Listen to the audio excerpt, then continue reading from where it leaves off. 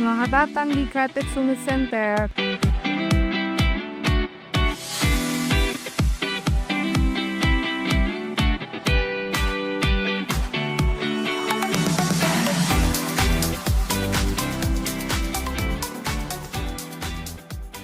Ya, kalau sejauh ini UMKM memang masih didominasi oleh kelompok yang sudah katakanlah generasi X, dan kita sih berharap kalau dari perkembangan teknologi yang sekarang dan dominasi generasi milenial dan Gen Z juga yang cukup besar, harusnya bagaimana anak-anak muda ini bisa masuk baik dalam bentuk platform bisnis maupun membuka berbagai usaha-usaha yang bisa diusahakan.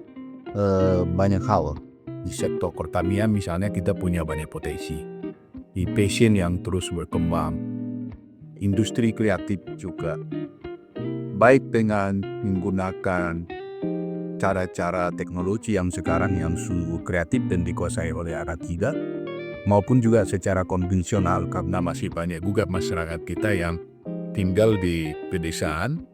Kalau dua jalur ini bisa kita gerakan, kami terus mendorong anak-anak muda baik yang masih di kampus sedang belajar maupun yang sudah selesai, mereka bisa masuk dalam berbagai rekon bisnis yang berkembang terus.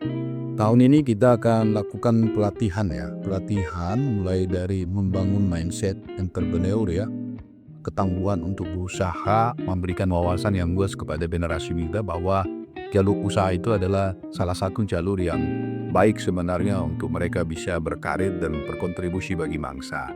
Yang kedua, nanti kita akan latih mereka untuk hal-hal bagaimana aspek produksi dari satu produk atau jasa, sampai kepada melatih mereka melakukan komunikasi marketing digital dan juga penetrasi pasar ya. Dan kita juga ajari mereka untuk branding, tagline, sehingga produk mereka bisa dominan dan dikenal oleh masyarakat luas. Lalu yang terakhir, kami punya program inkubasi.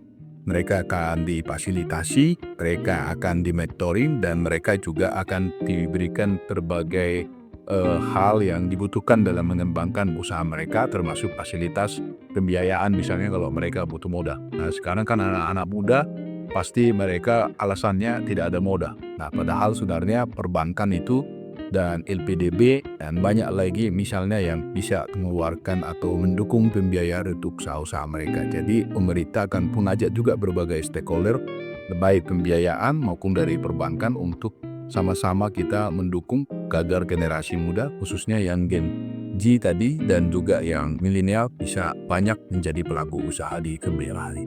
Ya, memang kita tidak bisa berjalan sendiri. Pemerintah kan sifatnya mengkoordinasikan, menstimulus, ya, dan juga memfasilitasi. Fasilitasi ini juga banyak sumber-sumbernya dari swasta, baik dalam bentuk CSR maupun program-program yang ada di lembaga, di kelembagaan dan di pemerintah pusat misalnya dan kabupaten kota, dan juga komunitas-komunitas. Jadi kalau komunitas-komunitas masyarakat, misalnya komunitas pemuda, termasuk di situ nanti ada swasta, ada CSR, ada BUMN, BUMD, kabupaten kota, kita bergerak semua, termasuk lembaga-lembaga sertifikasi, misalnya lembaga-lembaga pendidikan, kampus. Nah, semua melakukan peran. Dalam waktu dekat ini kami akan ajak dalam FGD supaya program-program ini didukung, mereka masuk di slot-slot mana. Jadi misalnya sertifikasi halal, nanti kita kerjasama. Nanti sertifikasi Kodat, untuk hakinya kita kerjasama dengan Kementerian Hukum dan HAM. Kalau untuk ekspor, kita pembiayaannya nanti dengan perbankan, dengan lembaga pengembangan ekspor Indonesia, dengan bea cukai. Jadi banyak yang bisa diajak untuk mempersiapkan generasi muda menjadi pengusaha. Terima kasih RRI Medan, sekali di udara, tetap di udara.